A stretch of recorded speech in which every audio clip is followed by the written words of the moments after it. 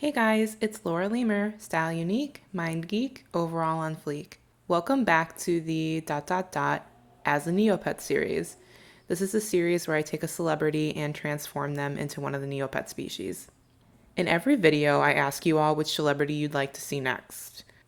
Recently, I started getting some responses publicly and privately, which is super awesome.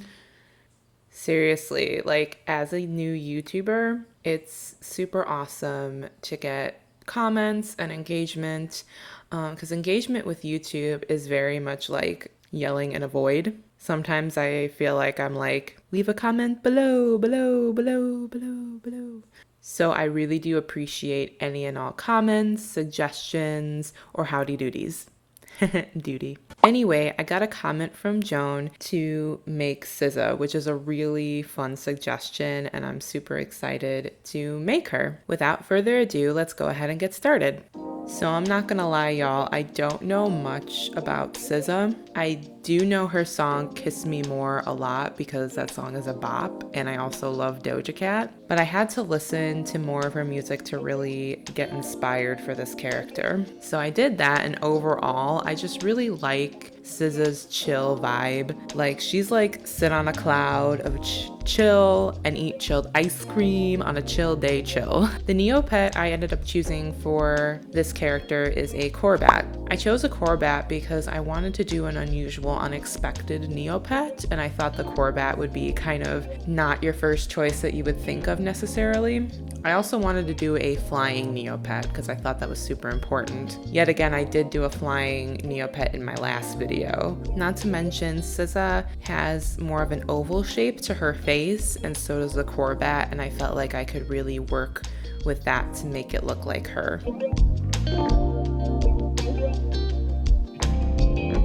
Choosing SZA's outfit had to be a really careful decision. So based on pictures I looked up of Sia, she has essentially three looks. She's either super baggy with her clothes, super sporty, or as I like to call it for the YouTube community, if you know what I'm saying. It reminds me of the Jenna Marbles music video where she's like, I got three looks. I miss Jenna. Anyway, I wanted to find a Xy yet subtle outfit for SZA, and I thought this outfit would really be a good choice for my inspiration. It's Xy yet subtle. Instead of just giving SZA feet like a traditional Corbat would have, traditional Corbats don't really have legs, I decided to give her legs.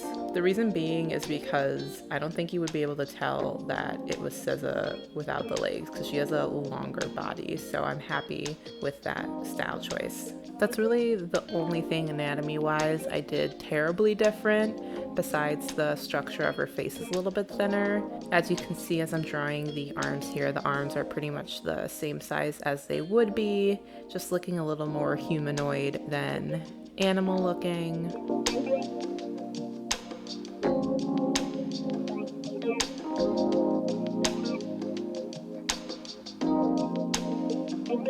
Now we get to draw SZA's iconic hair, aka my favorite part. Now for those of you that have watched my videos previously, you may notice that there's a bit of a setup change in regards to my digital art setup. Recently I switched over from Fire Alpaca to Krita, and the reason I did that is so I could screen record without showing me zooming in and out of the picture. I really do enjoy this because then I can select when I zoom in and zoom out, so it's not as jarring. I hope that comes across to you all as well. I'm not gonna lie though, it has been an adjustment to work with the new software, especially as someone who's not an experienced digital artist.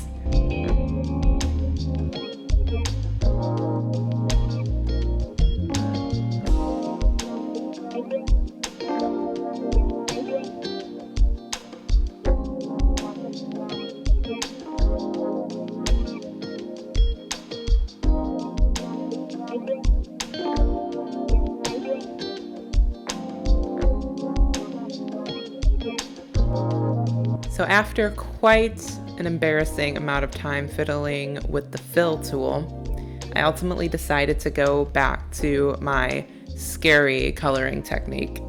Yeah, I know it is quite terrifying and awful and not as simple, but trust me, once I get to learn this software a little bit better, I'm hoping my overall techniques will improve. Ah, now see, look at her. Isn't she just a beaut? Look at that coloring job.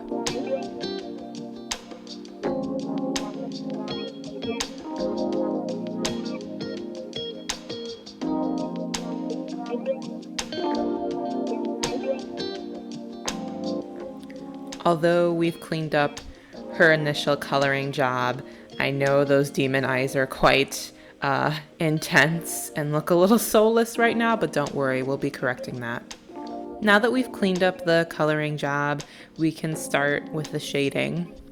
I have been looking up some tips and tutorials online from professional digital artists, and specifically I'm taking some tips from Nadia XL's shading video.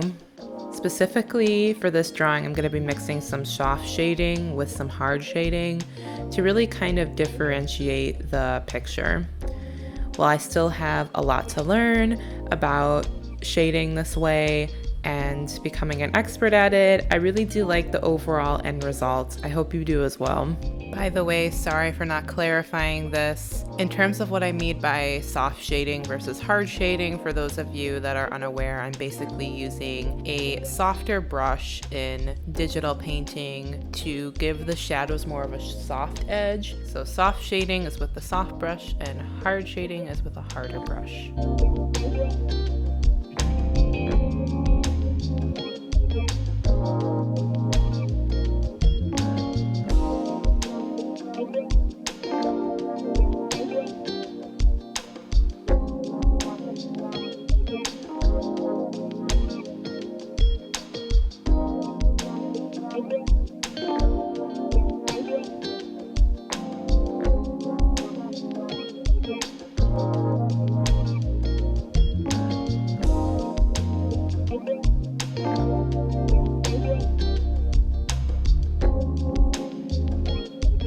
So here she is, fully shaded with the soft shading. I think overall she looks really good, especially with the higher contrast, but I do end up lowering the opacity on the layers, so it's not so intense.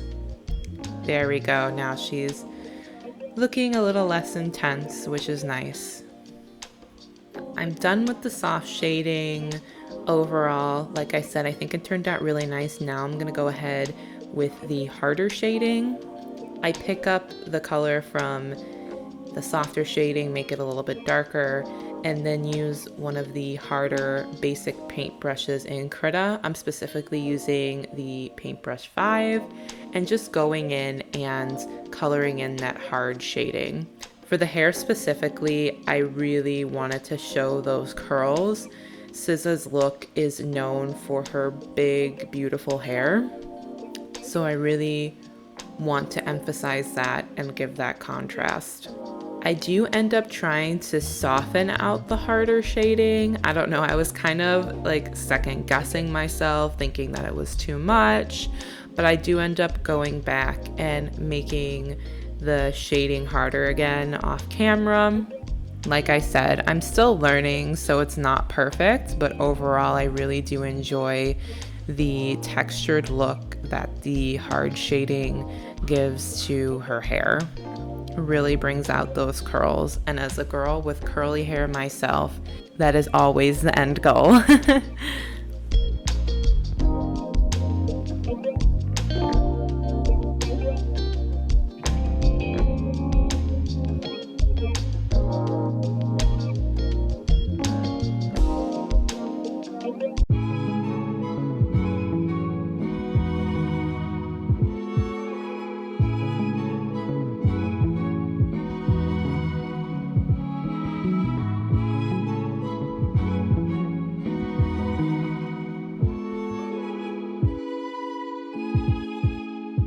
I start hard shading a little bit under the wings too, and I really like how this gives it some dimension. Based on where the light source is coming from, most of the wing will be shaded anyway, but giving that little extra shadow really helps the arm to kind of pop out from her wings.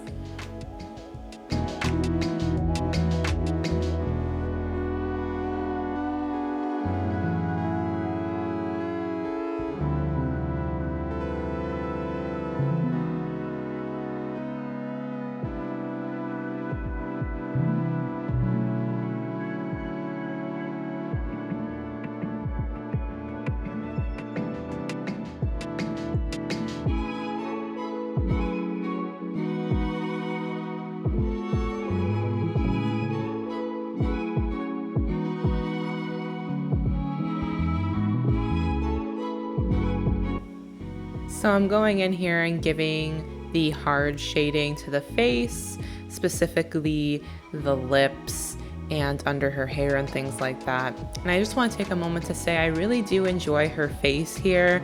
I think she looks kind of sassy and is giving off a nice little, yes, here I am look. Especially since she is a bat. I think this pulled off rather well.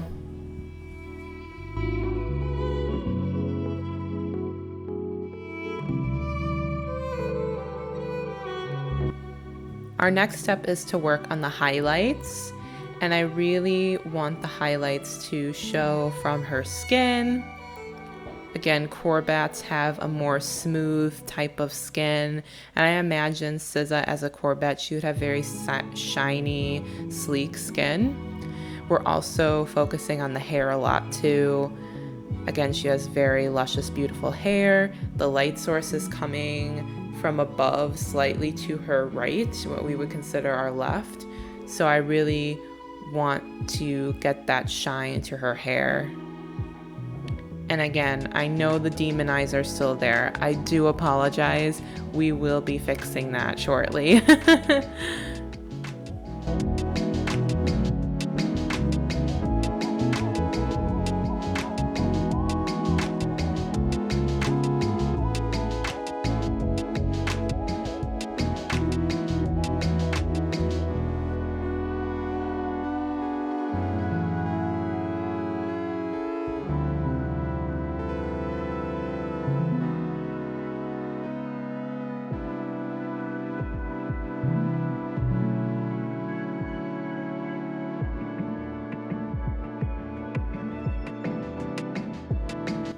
See, I wasn't lying. I told you, we're getting rid of those demon eyes. I originally went with a hard brush, but then I ultimately changed to a soft brush as I thought this was better on her eyes.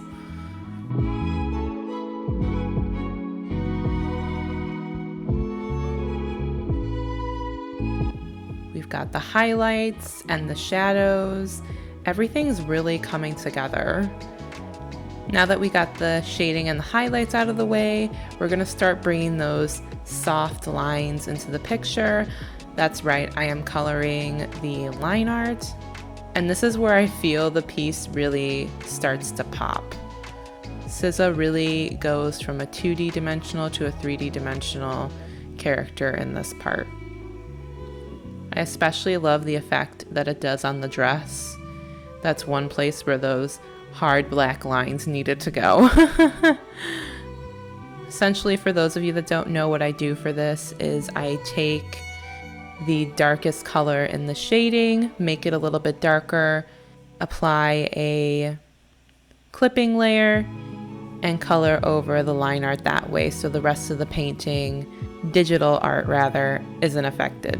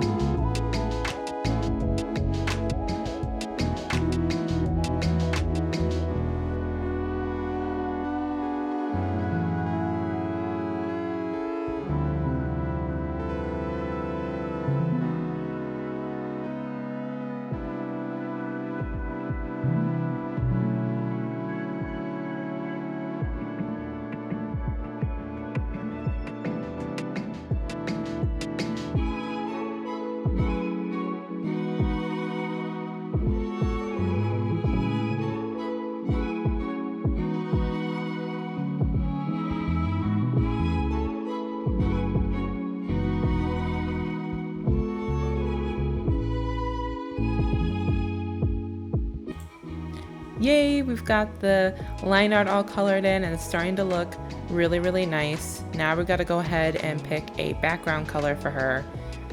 I do end up choosing purple, but I will let you know I do change the purple a couple of times.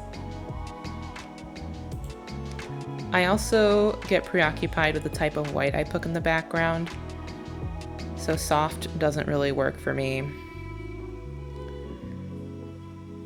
The big hard lines don't work for me either.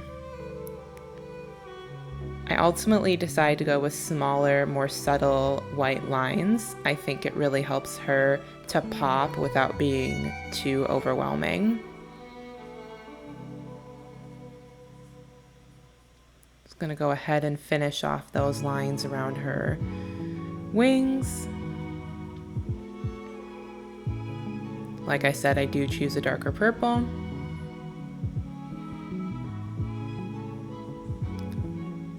Of course, this piece cannot be finished without the stars. I put on the new layer, the same layer I did the white line art on, some crosses to start my stars off. I just feel like this is the easiest way for me to do stars. Then of course I fill them up with the white. And there you go. There she is, looking fabulous. Well, everyone, I hope you enjoyed this video.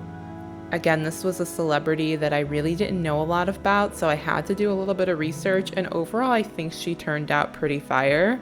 I'm so happy this was a viewer suggestion. I really love interacting with you guys on here, so as always, let me know in the comments below what celebrity you would like to see next. Okay, everybody, that's all for now. Take care. Bye-bye.